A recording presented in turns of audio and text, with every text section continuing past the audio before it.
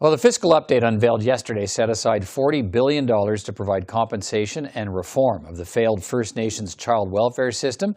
The money will be used to pay First Nations children who were forced into foster care and family members they were taken from, and to construct a proper child welfare system for First Nations in this country. Marc Miller is Canada's Minister of Crown-Indigenous Relations. He is with me now. Minister Miller, good to see you again. Nice to see you, Peter. Can you explain precisely how this $40 billion promised in the fiscal update will be spent? Yeah, well, essentially it is a sum that is divided into two parts. The first part, roughly $20 billion, to deal with compensation for the historic discrimination that children have suffered at the hands of a failed child welfare system that goes back all the way to 1990. Now, it deals with a number of court cases, three class action court cases that have popped up since the Prime Minister stood up in 2019 and said he would compensate First Nations children for the harm that they suffered after the decision of the Canadian Human Rights Tribunal, as well as the Canadian Human Rights Tribunal decision. This is a wide, 3 decades of failure of this system that has caused, in some cases, irreparable harm to First Nations children, as well as their guardians and the discrimination that they suffered at the hands of the same systems. And another category of children that suffered service denials through denial of Jordan's principle, which is a principle of substantive equality between First Nations children and non-Indigenous Canadians across this country. So a broad category of classes that have suffered discrimination, and so $20 billion to repair that harm to the extent money can do so. Right. And then fixing the system, which is really the legacy of this government, the legacy that we need to leave if we want to look at ourselves in the mirror and want to ensure that First Nations children are being treated like my children should be expected to be treated. And that's another $20 billion, roughly over the next 5 years, to fix a broken system, investments into capital, investments into agencies to make sure that First Nations children are treated properly. So roughly half the money will go toward compensation. It's roughly half. Right. The Human Rights Tribunal said that amount should be the maximum allowed, $40,000 per individual. Will the amount be at least that much for each person compensated?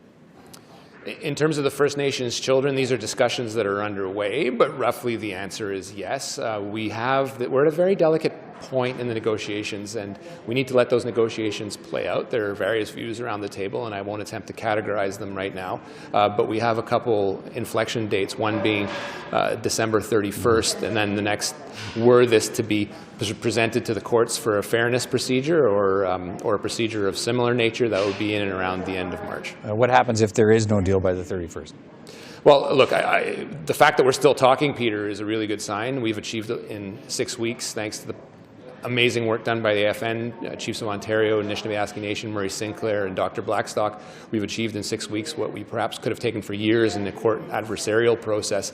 So I'm not going to presume the outcome, but I'm hopeful to the extent we are still around the table. And obviously, the commitment in the economic statement reflects how serious we are about fixing the system. The other half of that $40 billion, you touched on it, is for reform of the First Nations child welfare system, to actually put one that works in place. What should that reform look like? Well, first and foremost, it's a reform that shouldn't be done from the basement of Indigenous Services Canada. It's one that needs to be done with the parties participating and contributing to the process, and ideally outside a court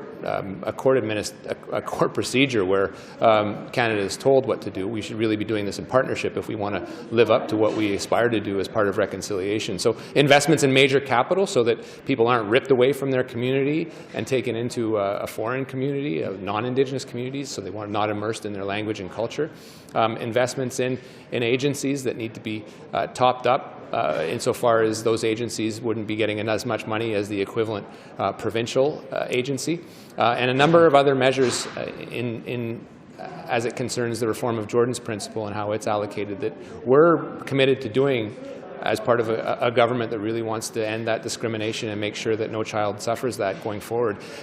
We could have said we're not appealing on day one, compensated everyone with 3 confusing court processes where perhaps the same claimant would have to go through 3 or 4 channels to get properly compensated. And we'd be in court the next day because the discrimination hadn't ended. So we want to end that in one fell swoop in the proper way, and we believe that this process is the right way to do it. All right, I want to ask you about another subject while you're here. You've been a vocal critic of Bill 21 in your province. You called the school board in West Quebec's decision to remove a teacher from the classroom because she wears a hijab a cowardly act. Why doesn't your government take the Quebec government to court?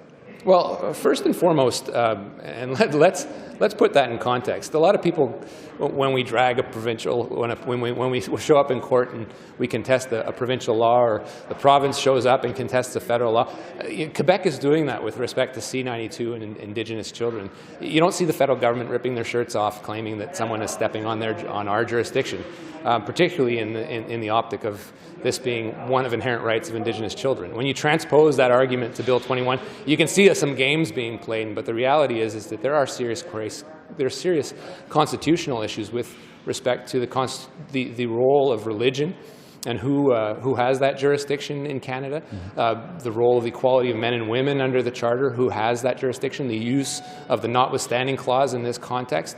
But first and foremost, you look at the most vulnerable in Quebec and across Canada, and you see this law impacting them first, which is exactly what we saw. Right. There are many people that wear veils in Quebec that suffer verbal assault and some physical assault. So I would propose to you that that's probably the most important thing in a society that holds itself up as protecting minorities and human rights. Okay. And that's the problem that I've been saying for a number of years with respect to that discrimination. You're a lawyer. Why doesn't your government take them to court?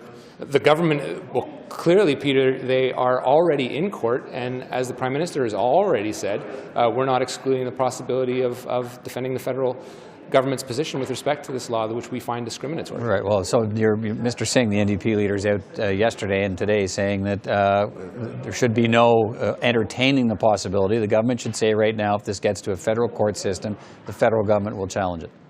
Well, I'm not a member of Mr. Singh's party. No. Okay. Well, should your government take that same position? Would you like to say right now, if it gets to a federal court, we'll challenge it? Our government's position is that we will stand up for the rights of Canadians and stand up for the Charter. That should be as clear for anyone listening to this. Oh, we'll have to leave it at that. Marc Miller, good to talk to you as always. Take care. Thank you, Peter. Bye now.